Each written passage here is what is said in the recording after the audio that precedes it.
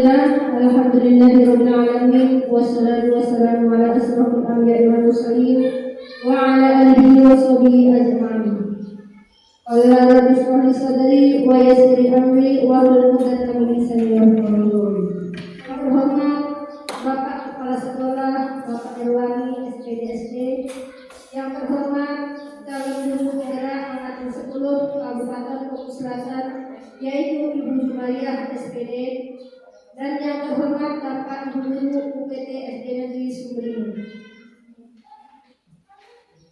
Adapun susunan acara diseminasi budaya positif yaitu yang pertama 1. Pembukaan, 2. Menyanyikan lagu Indonesia Raya, 3. Sambutan kepala sekolah, 4. Acara inti, 5. Doa.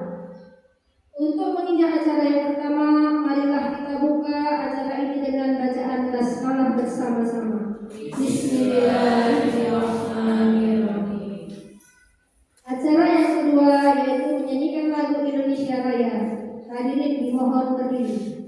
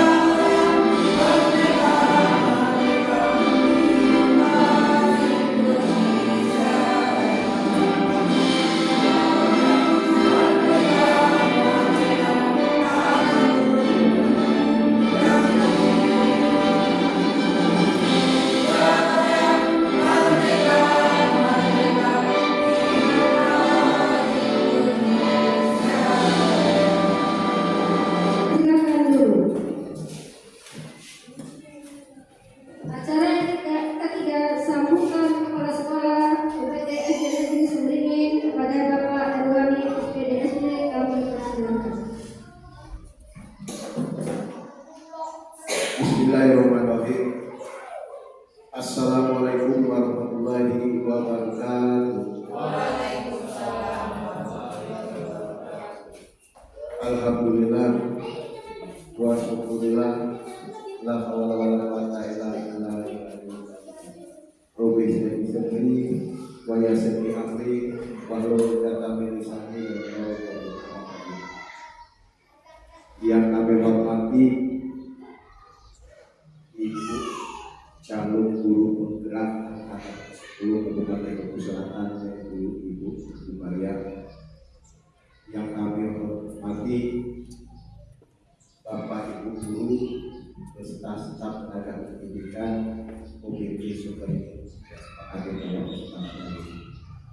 Dengan tentunya pada lagi memanjatkan puji syukur Allah Subhanahu wa Ta'ala, tentunya serta perjuangan kita masih bisa berrahmat nikmat, terutama nikmat kesehatan, nikmat kesempatan, sehingga kita bisa berkumpul di ruangan kelas OPT SD di Sumberini. Tentunya selawat dari salam senantiasa kita sampaikan kepada Nabi Sallallahu Alaihi Wasallam. Semoga semua kita yang hadir di sini dapat semangat dari beliau di akhir yaumul qiyamah. Amin. Untuk itu, Bapak Ibu sekalian, alhamdulillah khususnya di OPT Sumberini ini sudah ada calon guru penggerak, yaitu yang angkatan ke-10, yaitu Ibu Jumaria. Insya Allah dan mudah-mudahan dengan apa ilmu yang didapat oleh Ibu Jumaria dan bisa ditularkan dan diaplikasikan kepada guru-guru yang ada di sini. Umumnya kita Umpul Selatan, itu harapan kita semua. Karena mengapa? Di sini tadi saya petik juga, yaitu suatu program pemerintah untuk mengembangkan kompetisi seorang guru untuk menjadi guru yang lebih baik dan tidak bukan untuk meningkatkan kemampuan itu tadi. Karena gitu seorang guru ini tidak kita gerakan dan tidak kita pikirkan sendiri bagaimana kita harus bersaing, bagaimana kita harus salah dengan adanya keberadaan Ibu Jumaria di sini bisa mengeluarkan kepada adik-adiknya atau kawan sejawatnya menyelusuri apa yang sudah dirintis oleh Ibu Jumaria. Saya rasa itu saja yang dapat saya sampaikan. Lebih dan kurang saya akhiri. Wabillahi taufiq wal hidayah. Assalamualaikum warahmatullahi wabarakatuh. Dalam hal ini yang akan disampaikan oleh calon guru penggerak angkatan 10 yaitu Ibu Jumaria SPD. Assalamualaikum warahmatullahi wabarakatuh. Yang saya hormati Bapak Kepala Sekolah UPD SD Negeri Sumberlime, Bapak Lurah SPD SD. Yang saya hormati Bapak Ibu Guru UPD SD Negeri Sumberlime, yang alhamdulillah saya ucapkan terima kasih banyak kepada Bapak Ibu Guru yang sudah rela mengorbankan waktunya, tenaganya, jiwa raganya sehingga bisa hadir dalam rangka pengimbasan guru penggerak, yang mana di sini kami mengemban tugas dari modul 1.4 yaitu diseminasi budaya positif.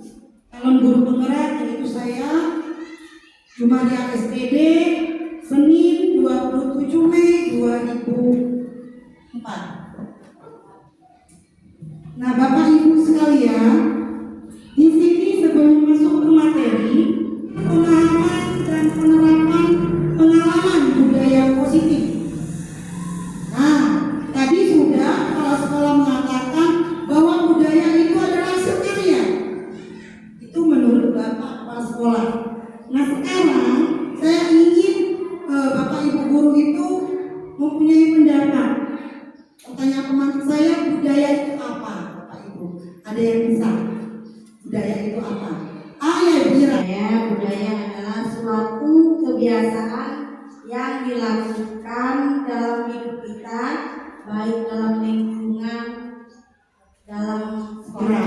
Bahwa tadi Ibu Ira mengatakan budaya itu adalah kebiasaan yang kita lakukan baik dalam perilaku kita maupun di dalam sekolah, kebiasaan.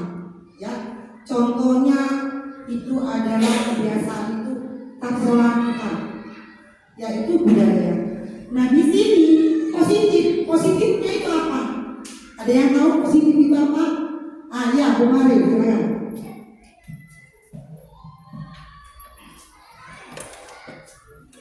Menurut saya positif adalah melakukan hal-hal yang baik kita lakukan.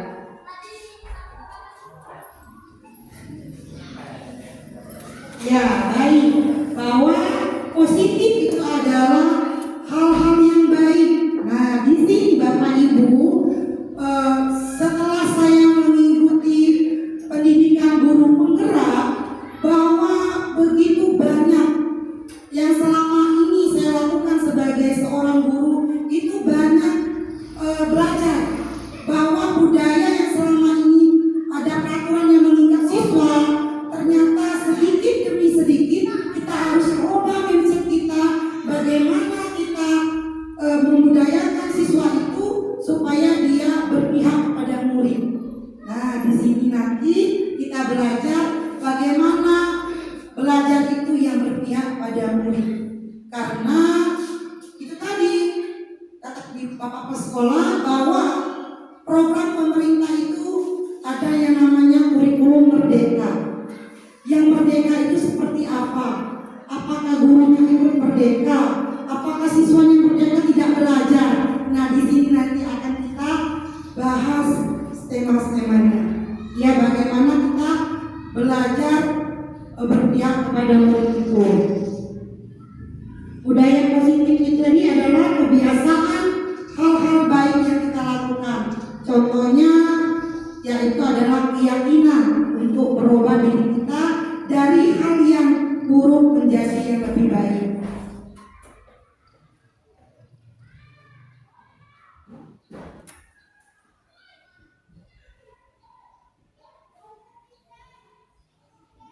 Nah, di sini adalah konsep inti budaya positif. Nah, konsep inti budaya positif itu Bapak Ibu guru, di sini ada 8 konsep inti budaya positif. Yang pertama itu adalah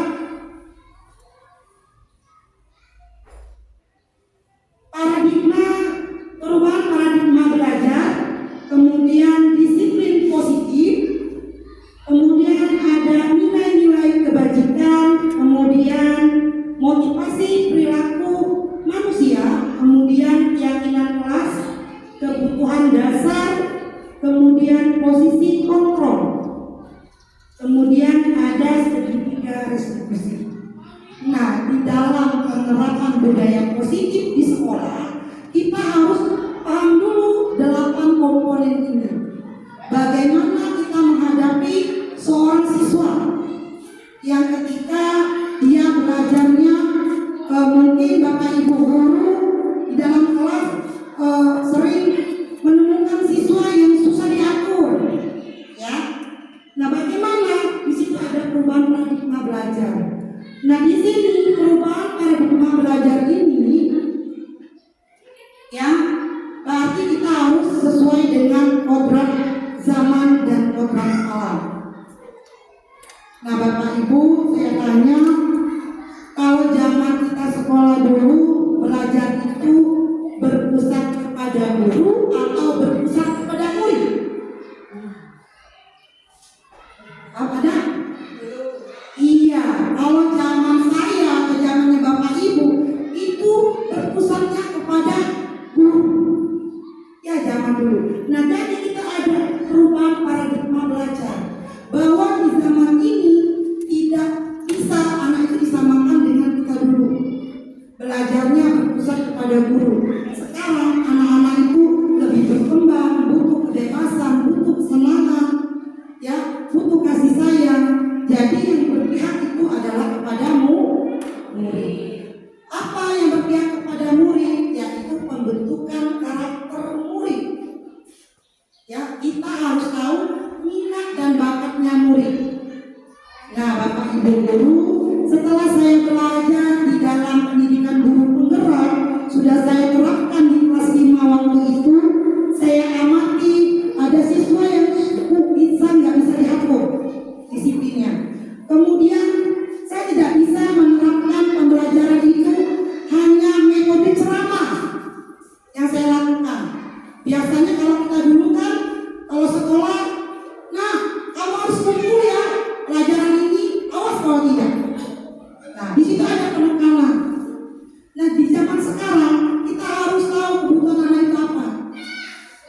Misalnya bisa kita tanya, kenapa dia tidak bisa menyelesaikan pekerjaannya? Kita tidak boleh menghakimi anak tersebut. Kita harus ubah mindset itu ke paradigma perubahan belajar. Kita tanya kebutuhannya. Misalnya, kenapa nggak nulis-nulis aja? Misalnya kan, dia nanti ngomong, Bu, saya tidak punya pena, Bu. Nah, di sini kita sebagai guru tidak boleh menghakimi. Oh, berarti kebutuhan anak ini dia kurang pena. Apa solusinya? Punya pensil? Nah, seperti itu. Jadi anak silakan menulis menggunakan pensil. Jadi dia senang sama kita. Buatlah anak itu menyenangkan. Jadi di dalam kurikulum Merdeka, siswa itu belajarnya dipusatkan kepada siswa sehingga siswa mendapatkan suatu kesenangan di dalam belajar. Ya, ini paradigma belajar. Perubahan Jadi untuk kurikulum merdeka itu kita harus hafal lagu profil pelajar Pancasila. Nah, kenapa pemerintah itu memilih pembelajaran dengan paradigma baru? Adanya profil pelajar Pancasila itu, yaitu tadi beriman dan bertakwa kepada Tuhan Yang Maha Esa.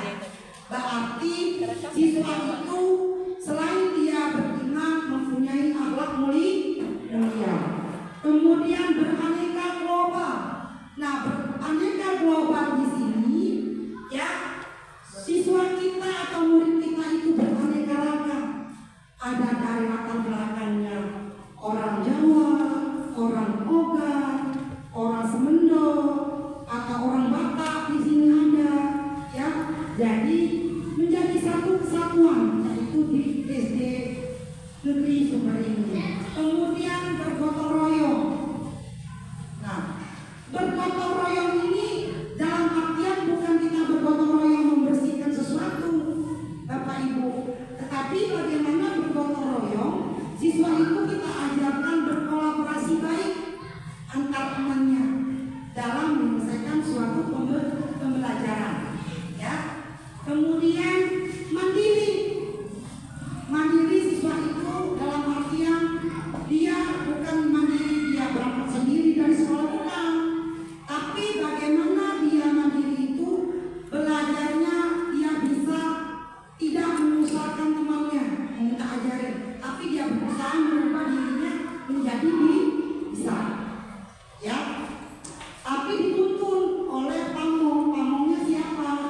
Sebagai amongnya, yaitu gurunya. Gurunya tidak menuntut, nah kamu harus cepat selesai ya, tidak boleh seperti itu. Jadi kita harus menggunakan bahasa yang sesuai dengan kodrat zaman dan kodrat alam. Jadi dengan anak itu ada penegasan, tapi tidak boleh dipaksa, karena kalau dipaksa belajarnya anak tersebut akan mengalami tekanan, ya. Jadi sudah mandiri di situ ada yang namanya kreatif. Nah, anak-anak ini kreatif baik dalam minatnya maupun bakatnya. Alhamdulillah kalau di kelas 5 itu anak-anak saya kreatif. Kreatif dalam berbicara, kreatif dalam berperilaku maupun berkolaborasi dengan temannya. Tetapi setelah saya mempelajari di guru penggerak ini budayakan positif. Misalnya kalau berperilaku kreatif meminjam barang itu harus minta izin dulu, jangan asal comot. Nah, itu harus kita tanamkan kepada siswa kita. Kemudian berpikir kritis. Nah, berpikir kritis ini siswa kita itu adanya suatu keinginan yang diarahkan kepada kita. Misalnya contohnya, Ibu belajar ngaji saja, nah itu siswanya kritis, dia berbicara dengan kita. Nah, jadi kita ngomong sama siswa kita. Nah, sekarang anak-anak ibu maunya yang gimana? Bu, sekarang kita meneliti yuk, keluar. Nah, jadi anak-anak itu punya ide. Gak apa-apa, ya. Saya sering juga seperti itu. Nah, hari ini kamu maunya yang apa? Karena kenapa? Kalau kita tuntun anak itu, maka dia akan cepat bosan, ya. Nah, kemudian, di sini ada juga sebelum ke materi intinya sekali, masih banyak ini panjang, ya.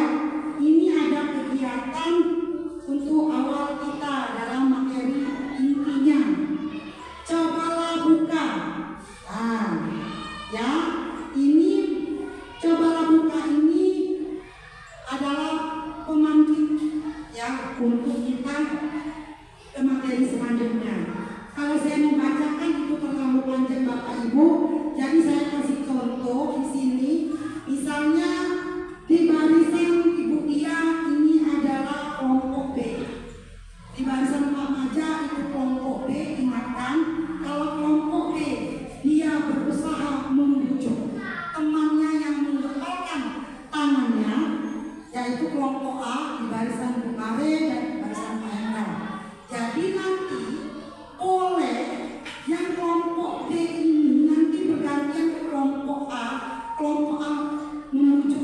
untuk membukakan genggaman tangannya. Kenapa? Ini nanti berkaitan dengan teori kontrol. Ya, yang mana bisa nggak kita ini sebagai posisi manajer untuk menyelesaikan suatu kasus terhadap siswa kita. Nah, jadi walaupun nanti si B ini mencoba merayu si A untuk membuka tangannya, ya bagaimana si A ini supaya tidak tergoda dengan rayuan apapun, walaupun dia dibunuh sekalipun, tetap dia mengepalkan tangannya. Bisa kita coba Bapak Ibu? Bisa? Bisa. Sekarang silakan Bapak Ibu dengan teman-temannya mencoba untuk merayu. Ya, silakan. Ya, mencoba. Ya, ya dirayu. Bisa nanti saya berikan bakso. Gimana?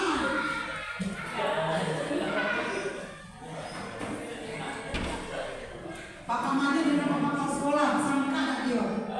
Kita beliin apa tuh dibuka di genggam tangan Bapak sekolah. Belum genggam tangan Pak gimana bukanya gitu. Dirayu. Ya Pak, ya Bapak. Ya, genggam tangan Bapak lucu dia membuka. Kalau dia membuka ada alasannya nanti. Ya.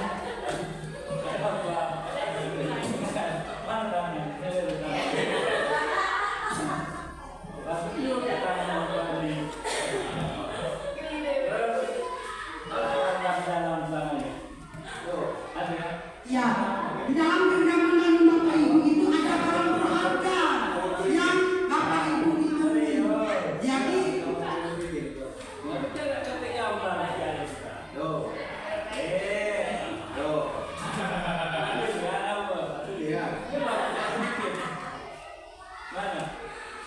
dirayu Pak, yang bisa dibuka. Andra merayu alamat di mana? Supaya genggaman Pak Hendra itu terbuka.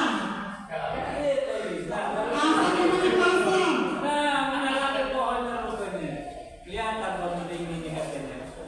Nggak bisa dibuka kan tapi?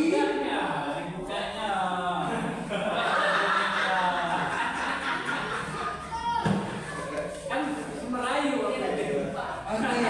Nanti buka oleh sekolah. Buka. Iya dibuka. Kalau buka sama ini dibuka nggak? Nggak mau kalau dibuka. Nggak mau. Ibu itu buka nggak? Bisa nggak dibuka Bu? Bisa. Nanti kasih alasannya kenapa bisa dibuka dan kenapa tidak bisa dibuka. Baik, tepuk tangan untuk kita semua. Oke, tadi kepala sekolah dirayu oleh Pak Maja untuk membuka kepala tangannya. Kalau saya boleh tahu, Bapak boleh izin alasan Bapak membuka karena sudah dibujuk-bujuk sama Pak Maja tadi dirayu-rayu dengan selang bakso tua merah sehingga terbukalah genggaman tangan Bapak tadi. Itu apa alasan Bapak?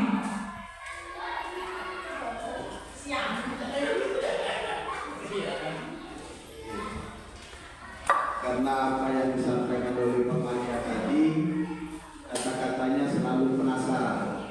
Jadi karena dia selalu penasaran, jadi kita buktikan penasaran dia itu apa Yulian atau tidak, gitu.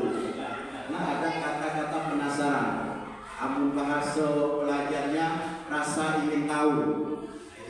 Karena dia ada rasa ingin tahu, barang itu masih terselip dan terbungkus, mau tak mau kita perlihatkan secara benar. Bisa jawab. Ya baik, terima kasih. Tadi sudah di alasan, ada alasannya oleh sekolah bahwa Penasaran. karena penasaran jadi dibuka tadi. Apa Pak dalamnya? Di dalamnya ada apa? Ada polring ternyata. Ya baik. Nah sekarang kita lihat dulu kenapa Bu Mari sama Bu Dia ini sudah dirayu oleh Bu Dia, Bu Mari masih nggak mau membuka. Alasannya apa? Bisa nggak tidak Mbak?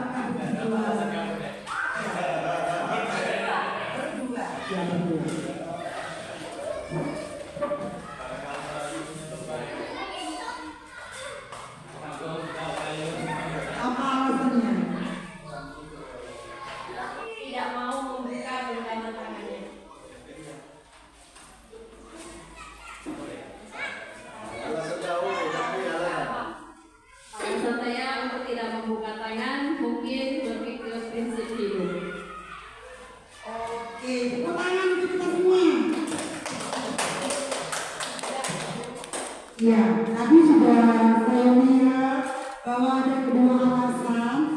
Kalau di alasan bapak-bapak itu sekolah dan remaja itu karena remaja merayunya akhirnya dengan rengengan-rengengannya tadi akhirnya terbuka. Jadi terbukalah genggaman tangannya pas sekolah. Berarti prinsipnya bapak sekolah ini orang yang terbuka. Walaupun dalam kondisi apapun dia tetap terbuka dan ingin berkolaborasi, membagi apa yang dia emban tidak dipendapnya sendiri. Ya, tepuk tangan untuk masalah. Ya, dan untuk Ibu Maria, kenapa dia tidak mau membuka? Ini bagus sekali, jawaban yang bagus. Karena kenapa?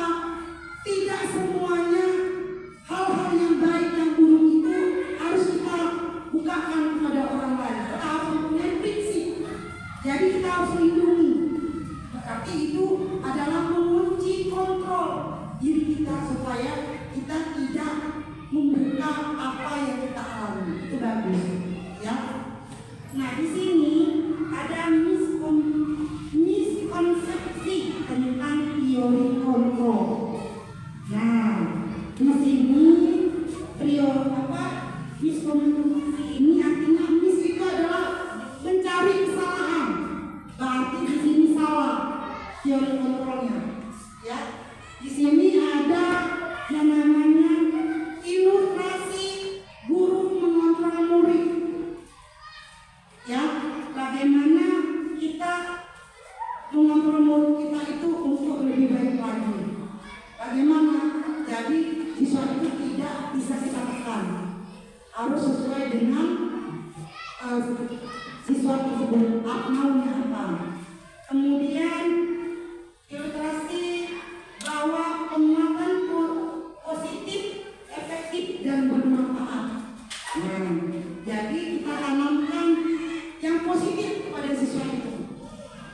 Ayo nak, bajunya dimasukkan. Nah, kita tidak bisa memarahi masuk lagi. Ya, dengan hal seperti itu dia takut. Tapi dengan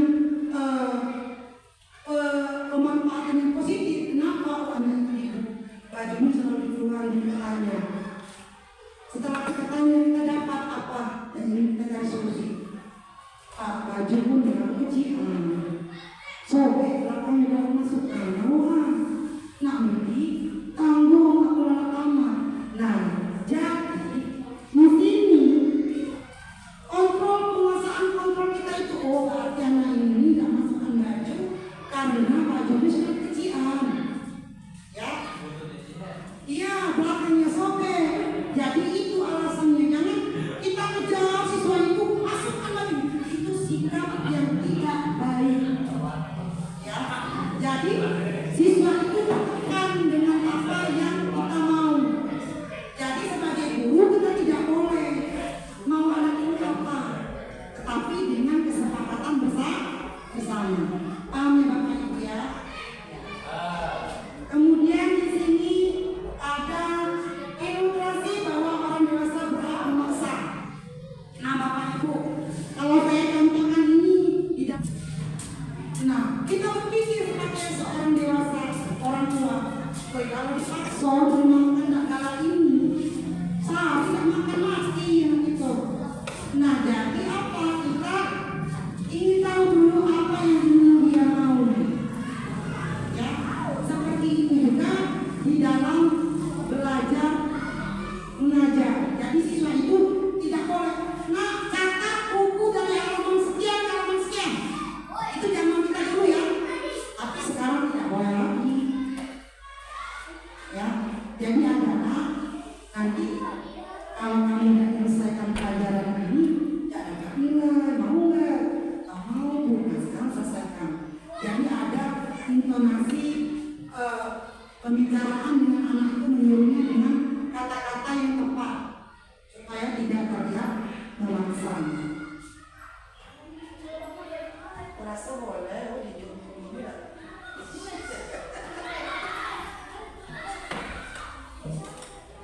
Puasa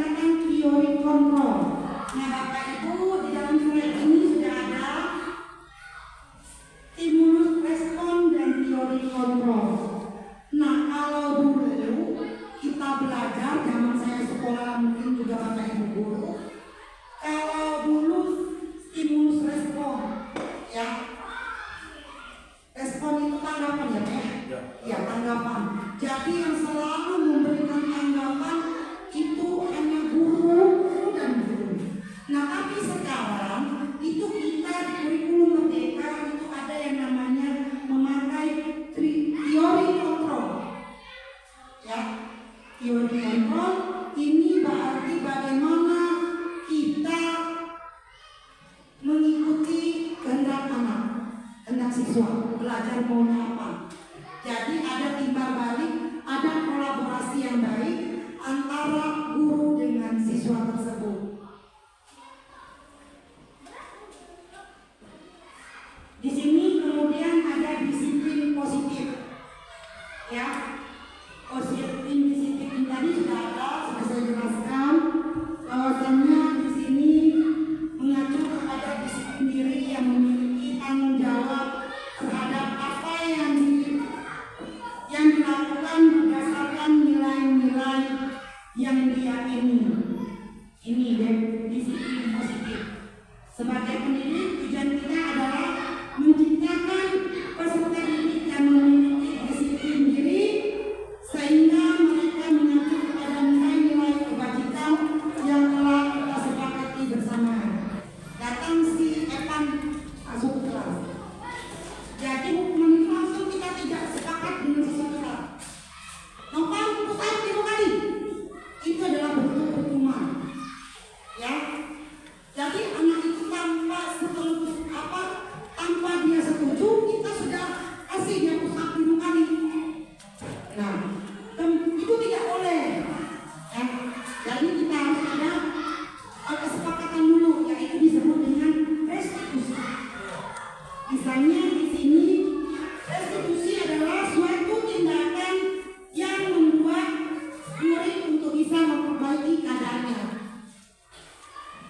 Nah, misalnya Nopan terlambat lagi ya nak. Sudah berapa kali? Maka Nopan jawab, sudah 5 kali Bu aku terlambat. Nah, kamu kita tanya lagi, apa alasannya kamu terlambat? Maka Nopan akan menjawab dengan bijak dia, saya terlambat karena main game Bu semalaman sampai jam 12 sehingga saya terlambat. Nah, bisa tidak dapat memperbaiki masalah ini. Jadi kita tuh bukan menghukum Bapak Ibu kalau siswa kita terlambat mengerjakan PR. Itu pasti ada alasan yang membuat siswa itu melakukan hal tersebut.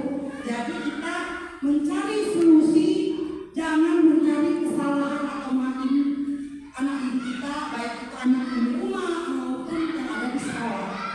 Ya, kenapa mungkin orang tuanya tidak sempat ngajarinya, mungkin orang tuanya sibuk, tetapi dengan pelanggaran yang seperti itu tetap ada penegasan. Penegasannya gimana?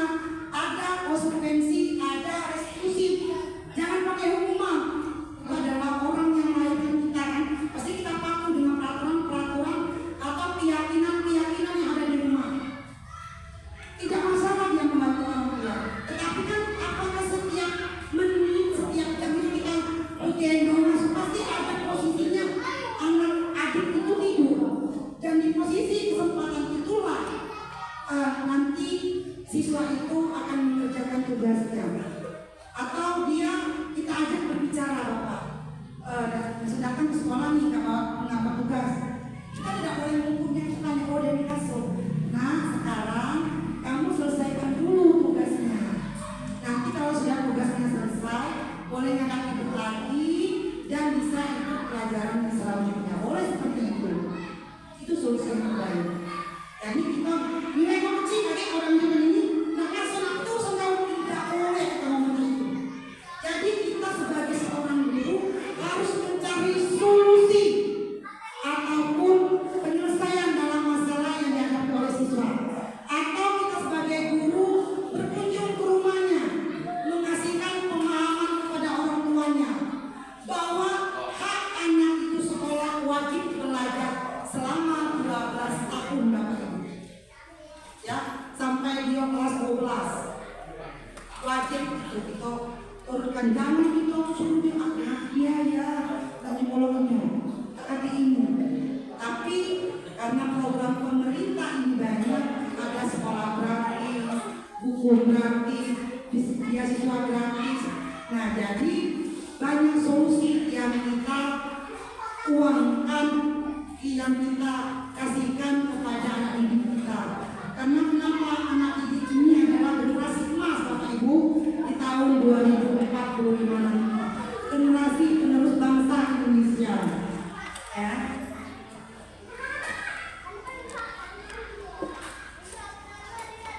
Kemudian di sini ada motivasi perilaku manusia. Motivasi perilaku manusia ini ada 3. Akan bahas bersama saja saya bacakan. Ini menurut Diana Boston, ya, teori motivasi perilaku manusia ini untuk menghindari ketidaknyamanan atau hukuman. Nah, siswa itu kadang-kadang kalau sudah terlambat dalam kelas, dia sudah tidak lagi mau masuk dalam kelas kalau sudah kebutuhannya. Biasanya seperti itu. Ya tidak? Ya. Atau pada saat upacara, dia terlambat datang, tidak mau lagi di upacara karena dia takut, dia menghindari ketidaknyamanan atau hukuman. Nah, ini yang tidak boleh kita lakukan kepada anak kita. Ya Bapak Ibu. Kemudian yang kedua,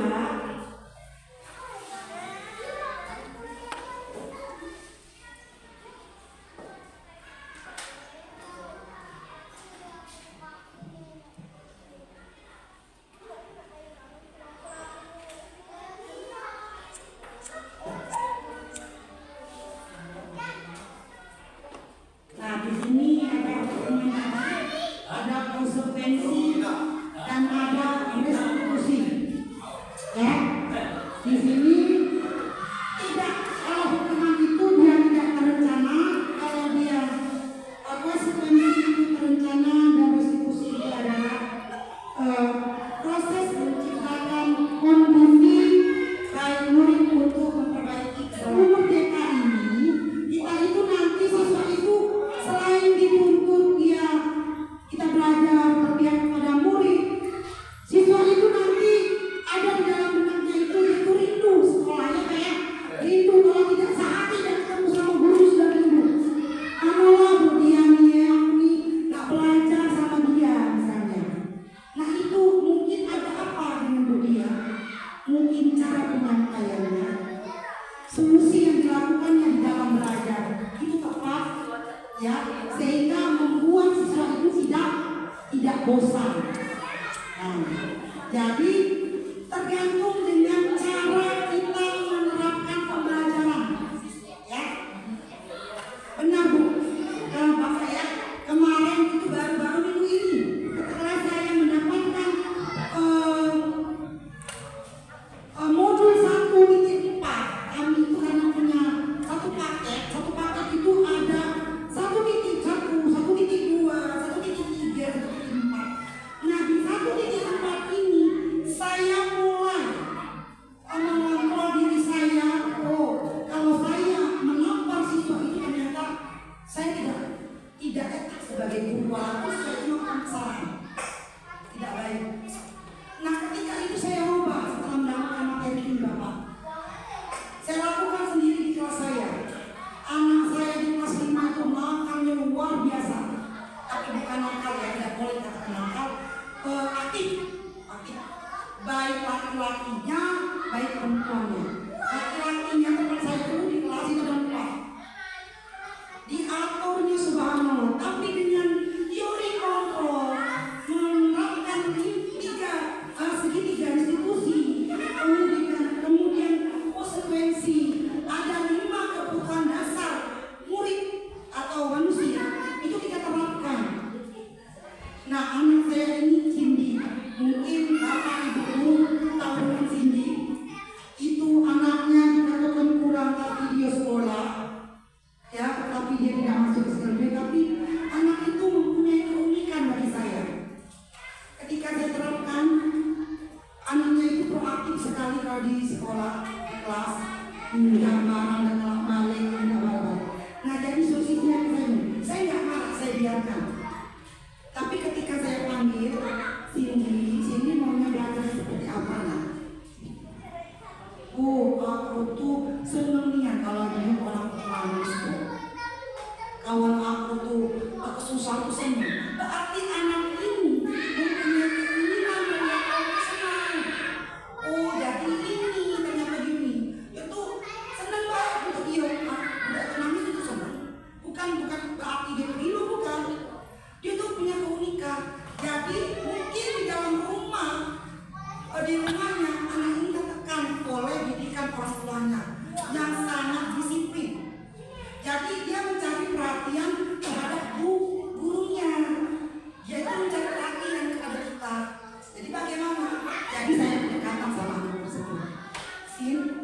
gawe nah dosa ya. Masa kamu seperti itu sama kawannya, nanti ibu akan disalahkan. Ibu kan nggak pernah ngajakin si dia buruk-buruk kan? Iya, ibu nggak pernah. Jadi mulai dia merasa bersalah. Sini kamu lihat apa? Jadi dia mulai, aku di sekolah diperlakukan tidak adil, tidak ada kasih sayang. Padahal waktu itu saya lakukan itu sangat. Balik saya nangis. Akhirnya menyesal aku. Jadi setelah saya ngajarin, oh begini berarti siswa ini harus seperti ini. Ya, kalau anak-anak laki-laki itu seperti itu juga. Jadi dia tidak mau banyak teori, dia banyak praktek. Kenapa nggak bisa? Aku pakai pena, aku tinggal. Kenapa mau nulis nggak? Mau dipegang? Mau ibu pinjam pena? Sekarang nulis nak ya, selesaikan ya. Dari mana mau bu, banyaknya berapa? Nah kalau untuk Rafa, dari sini ke sini bisa? Bisa bu, ya senang. Ternyata anak ini nggak mau ada di dalam tekanan kita. Oh dia ini butuhnya kebebasan. Kita soleh jadi nanti dia bisa memahami dulu. Bapak ya, setelah saya terapkan, anak itu akan menyadari sendiri kesalahannya. Ya, kesalahannya. Lain dengan anak yang memang otaknya lebih luar biasa, dia akan cepat langsung menangkap. Oh maaf ya, tadi aku upacara salah, biar aku jangan marah. Ada anak yang seperti kayak gitu, ada yang anak cuek. Ya, tapi dia sudah sadar dengan kesalahannya sendiri. Jadi ketika saya tidak masuk, ketika saya tidak masuk ya, sudah saya terapkan beberapa hari, sini mana pak saya? Oh jom, nggak udah masuk. Ngapain? Kami pulang itu memang seminggu. Ibu tuh selalu senyum, setelah lagi anak dipraktekkan sama sini. Lagi anak, saya kan seperti itu kan. Lagi anak, lagi saya sudah lebar sendiri senyuman saya. Jadi kami kangen bu dengan senyuman ibu. Aku udah masuk bu. Ya, seperti itu. Mungkin itu ada cara tersendiri guru untuk bisa dirindukan.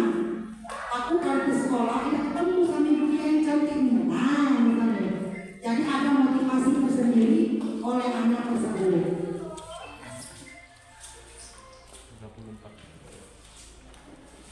Baik, di sini kita tonton dulu video tentang memberikan hukuman atau restitusi.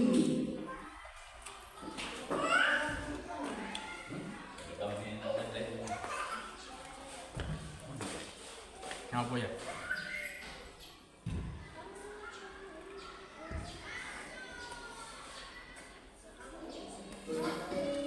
Silakan Bapak Ibu melihat dan dicermati. Dalam penerapan disiplin positif restriksi, salah satu program yang dilaksanakan adalah 5 positif kontrol. 5 positif kontrol yang dilakukan perjalanan seorang adalah mengenali diri.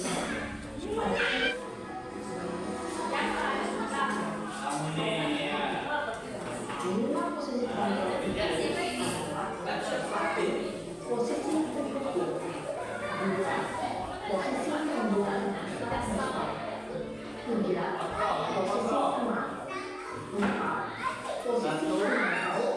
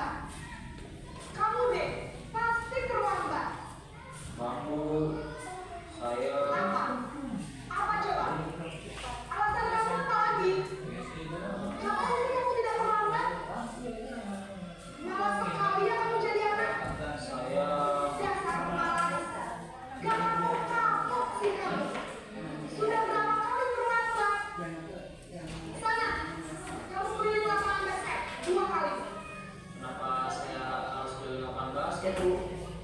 Kenapa? Kamu lawan ibu. Berani-beraninya jawab. Sudah terlambat, masih berani jawab pula. Sekarang, keliling lapangan basket 5 kali sekalian. Biar kapok. Cepat. Pergi sana ke lapangan basket. Posisi penghukum biasanya berbicara dengan nada tinggi, menghadir, menunjuk-nunjuk, menyakiti, dan menyindir. Hukuman bisa berupa fisik maupun psikis. Ibu dan bapak guru hebat. Dampak yang terjadi pada murid ketika guru berada pada posisi penghukum adalah murid cenderung akan memberontak, bahkan menerima denda.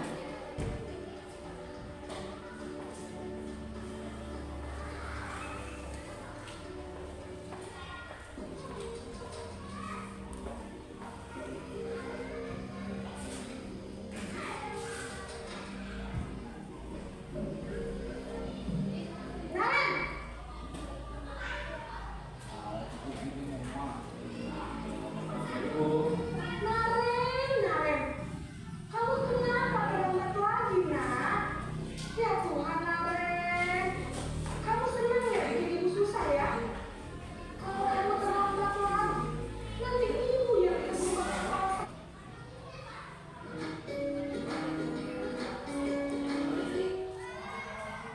Salam bahagia ibu dan bapak guru hebat.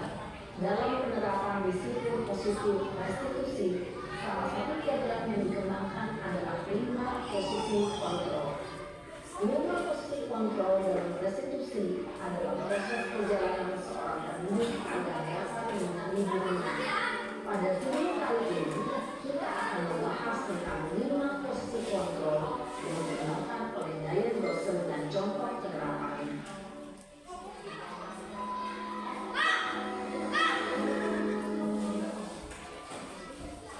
Lima posisi kontrol itu adalah 1. Posisi penghukum, 2. Posisi pembuat merasa bersalah, 3. Posisi teman, 4. Posisi pemantau atau monitor, dan 5. Posisi manajer. Untuk lebih memahami kelima posisi tersebut, mari kita saksikan kasus Naren yang terlambat hadir 20 menit di sekolah dan melihat bagaimana kelima posisi kontrol dalam menghadapi masalah tersebut.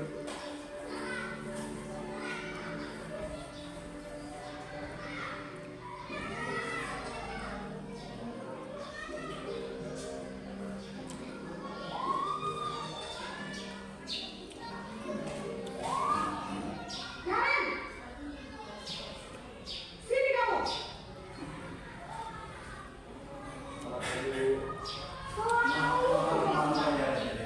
Kamu deh, pasti terlambat. Apa? Apa coba? Alasan kamu apa lagi? Kapan sih kamu tidak terlambat? Malah sekalian kamu jadi anak. Dasar pemalas. Gak kapok-kapok sih kamu. Sudah berapa kali terlambat? Sana, kamu keliling lapangan basket 2 kali. Kenapa saya harus ke lapangan basket Bu? Kenapa? Kamu lawan ibu. Berani-beraninya jawab. Sudah terlambat, masih berani jawab enggak?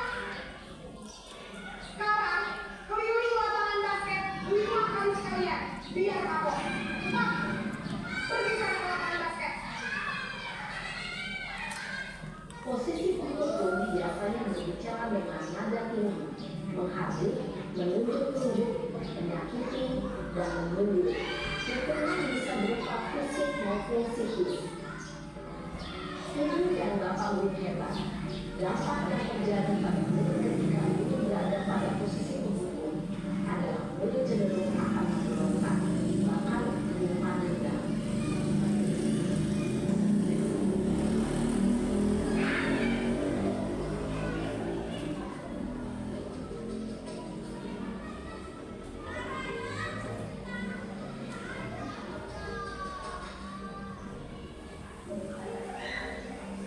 Naren,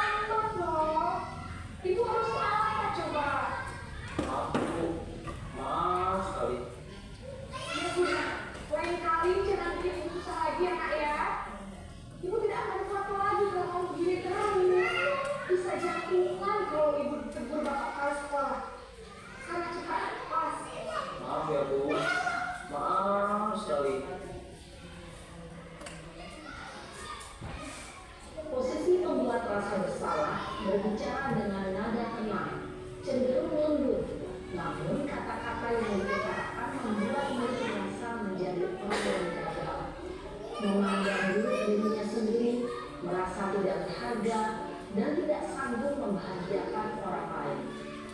Ketika guru mengambil posisi pembuat rasa bersalah, murid akan menganggap dirinya yang bersalah dan ia akan menyimpan emosi negatif tersebut di dalam dirinya.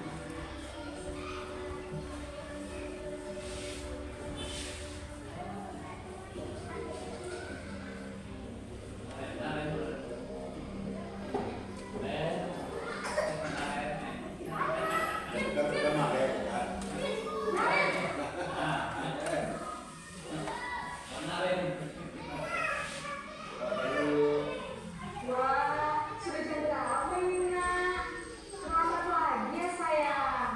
Iya Bu, habis belum saya lupa bangunkan saya Bu. Kamu malah menyalahkan ibu kamu. Kamu bukannya anak-anaknya paling kencang. Kok terlambat sih? Iya Bu, saya memang terlambat bangun tadi. Jadi biarpun saya lari kencang, tetap nggak kencang ya Bu. Ya sudah sana. Nanti lain kali larinya lebih kencang lagi ya. Biar gak terlambat lagi. Bikin seneng ibu. Demi ibu. Bisa kan? Bisa Bu. Ya sudah bisa masuk kelas. Ibu beresin urusan absen kamu. Kamu ini ada saja.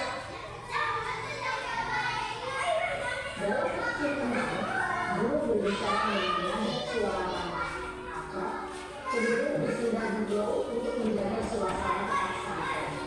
Murid akan merasa senang, aman, dan akrab dengan guru. Identitas yang tercipta adalah identitas sukses atau berhasil. Namun, perlu diingat, karena ini masih dorongan eksternal, maka ada faktor ketergantungan dari murid kepada orang tertentu.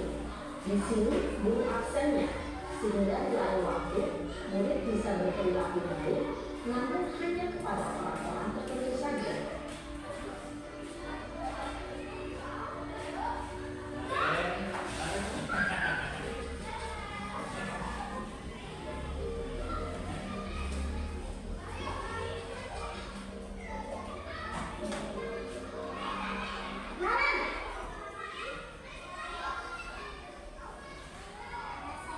Selamat pagi Bu. Naren, apa peraturan sekolah kita tentang jam berapa kita harus masuk sekolah? Kita harus di sekolah tertunggu Bu. Iya betul. Sekarang sudah jam 7.20. Kemarin sudah tahu konsekuensinya jika terlambat hadir. Paham Bu, saya harus tinggal kelas pas jam istirahat selama 20 menit. Iya benar, konsekuensinya demikian. Jadi nanti jam 9.30 pas istirahat, kamu harus tinggal di kelas, kerjakan tugas tambahan untuk ketertinggalan kamu, ya? Baik Bu. Posisi pemantau mengandalkan penghitungan atau data untuk mengontrol murid. Guru mengarahkan murid berdasarkan peraturan dan konsekuensi. Seorang pemantau menunjukkan bahasa tubuh dan ekspresi wajah yang datar dan cenderung formal.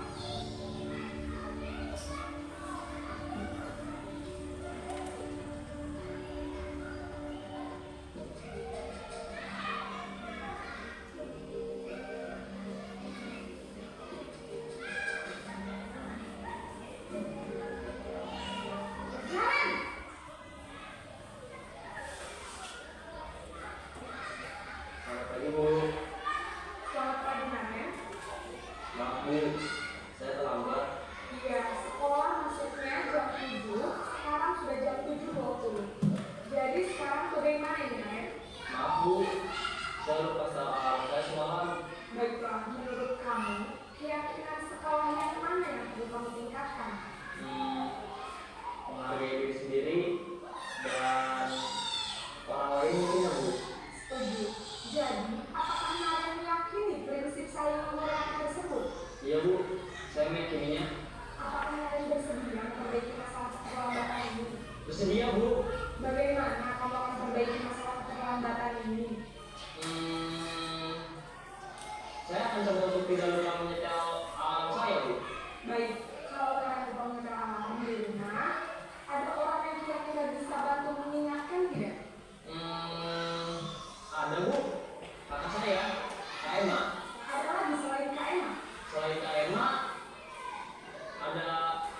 ibu saya. Baik, jadi yang mengingatkan Naren adalah Kak Emma dan ibu kamu ya. Kira-kira akan mulai sekolah apakah online? Selama sekolah akan segera saya lakukan. Baik, jadi Naren akan setel alarm untuk bangun besok pagi dan akan diingatkan oleh kakak dan ibunda Naren ya. Ada lagi yang perlu dilakukan Naren? Agar tidak keluar baru lagi. Tidak ada, Bu. Baik, Naren. Terima kasih untuk kerjasama kamu. Sekarang kamu terus kembali ke kelas untuk belajar. Baik, Bu. Terima kasih. Posisi manajer adalah posisi kontrol yang disarankan untuk membimbing milik memiliki sifat disiplin yang positif, yaitu milik yang mandiri, bertanggung jawab, dan dapat memecahkan masalah. Tujuan dari posisi ini adalah agar murid dapat berefleksi atas tindakannya. Guru akan dengan tulus memberikan pertanyaan-pertanyaan bermakna, sehingga membuat murid dapat belajar dari kesalahannya dan mencari sebuah solusi untuk menyelesaikannya. Ibu dan bapak guru hebat, setelah mengamati adegan kelima posisi kontrol tadi, kira-kira posisi mana yang paling ideal? Posisi mana yang dapat menunjang motivasi intrinsik murid? Ya, tentu posisi manajer. Posisi ini memang posisi ideal yang ingin dituju setiap pendidik. Pada posisi inilah, guru dapat menerapkan disiplin positif yang berpihak pada murid, yang memerdekakan murid. Perjalanan seorang pendidik tentunya tidak mudah untuk sampai pada posisi seorang manajer. Namun, tujuan kita pasti, yaitu menciptakan murid-murid yang mandiri, merdeka, dan bertanggung jawab. Semoga penggambaran 5 posisi kontrol yang telah diperlihatkan ini dapat menjadi ajang refleksi bagi kita semua, agar dapat terus mengasah dan menerapkan disiplin positif yang memerdekakan murid. Mari terus berlatih dan bersemangat. Selamat menerapkan. Salam dan bahagia, ibu dan bapak guru hebat.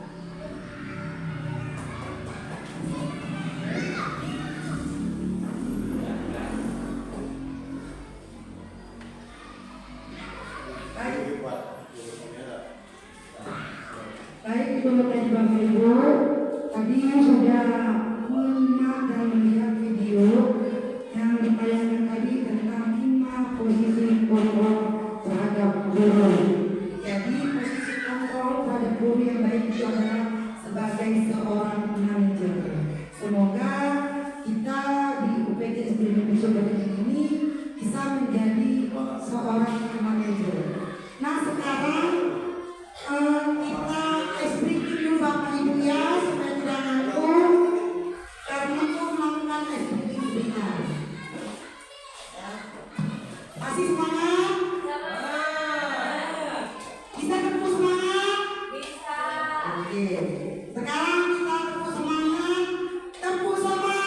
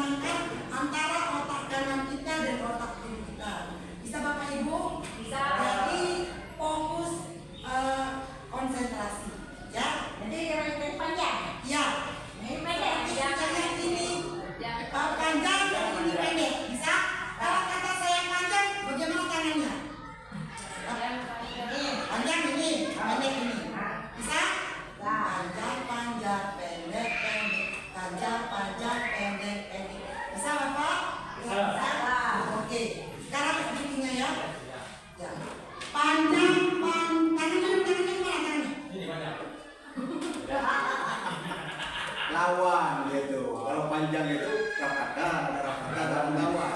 Bisa ya? Ikut ya. Buka. Panjang, panjang, pendek,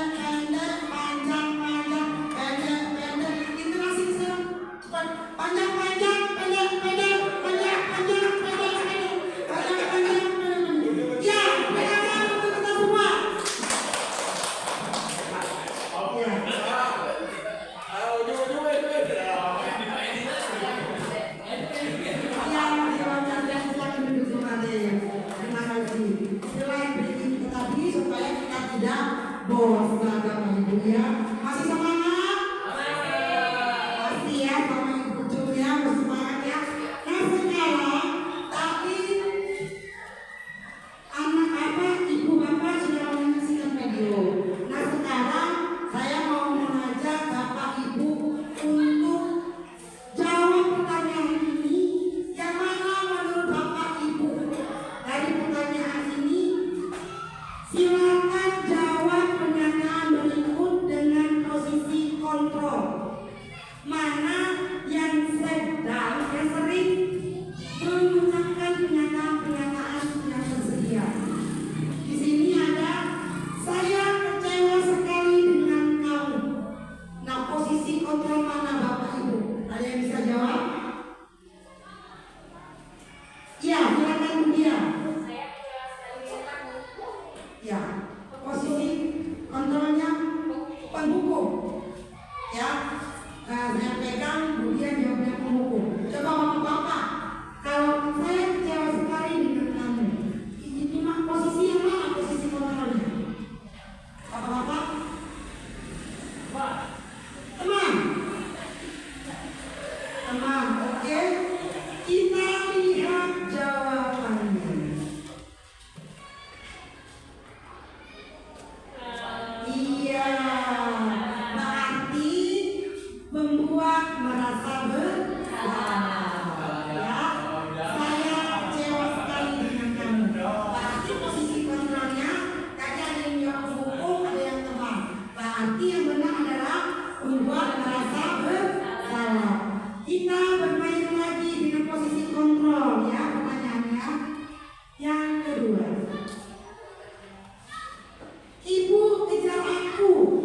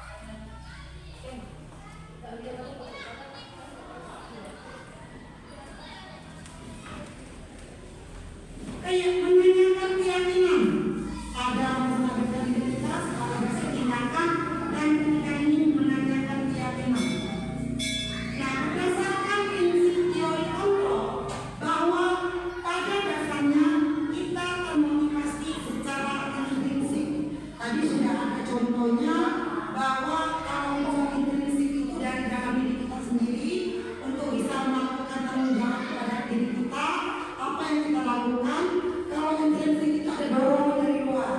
Seperti tadi di video itu yang mengingatkan larin supaya tidak terlambat itu Kak Emma, katanya Pak ya. Sudah Kak Emma ada alarm, sudah alarm ibunya. Jadi dia ketergantungan dengan ketiga unsur itu. Kalau tidak ada yang dorong, maka si narin tersebut akan selalu terlambat Bapak Ibu. Jadi posisi kontrol itu di sini adalah dalam unsur intrinsik diri kita sendiri. Bagaimana paradigma itu bisa kita ubah. Kemudian, nah kita tonton video lagi.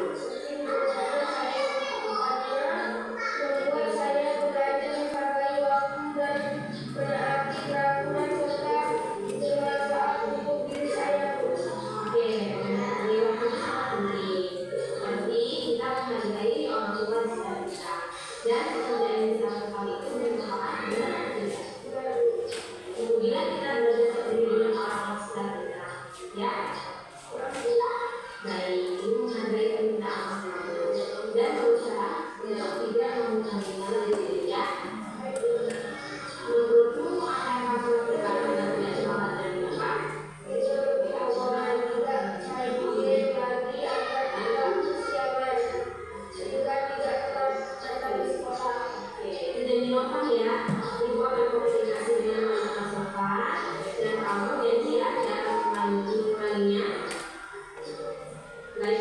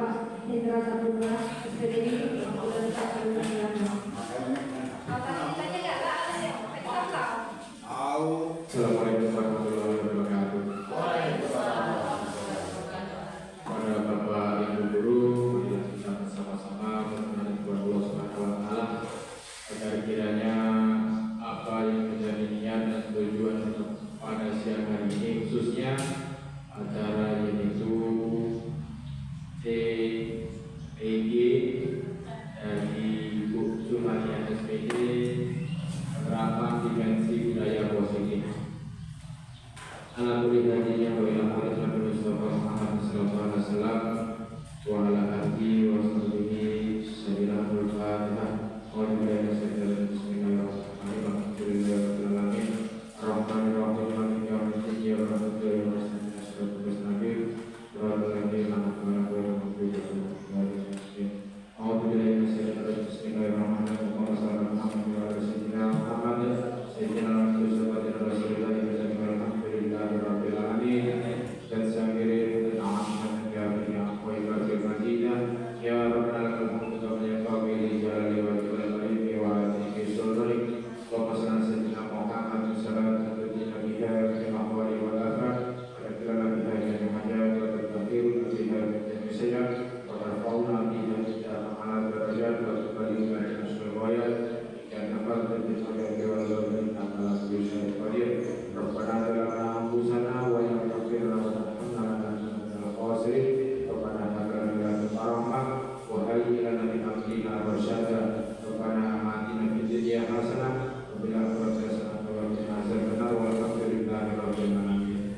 Assalamualaikum warahmatullahi wabarakatuh.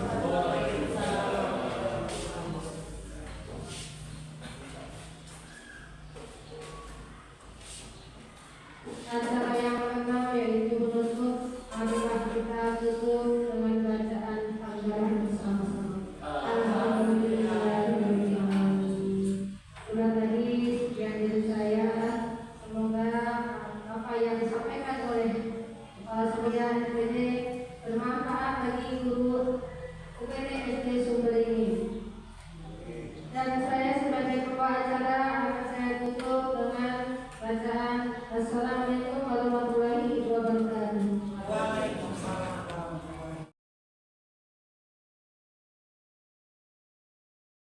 Assalamualaikum warahmatullahi wabarakatuh.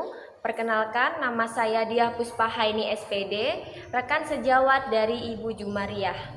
Perasaan saya sangat senang sekali dapat pengimbasan tentang budaya positif dari Ibu Jum. Selama saya menjadi guru, apa yang saya terapkan selama ini adalah salah dalam menyelesaikan masalah terhadap siswa. Saya hanya menggunakan segitiga restitusi, yaitu bagian menstabilkan identitas saja, sehingga membuat hanya sepihak saja yang diputuskan dalam menyelesaikan masalah. Dari apa yang disampaikan dan berbagai praktik baik oleh Ibu Jum tadi, sehingga saya dapat mengetahui dan menerapkan bagaimana cara menyelesaikan suatu masalah di dalam kelas maupun di luar kelas dengan menggunakan 5 posisi kontrol dan segitiga restitusi. Wassalamualaikum warahmatullahi wabarakatuh.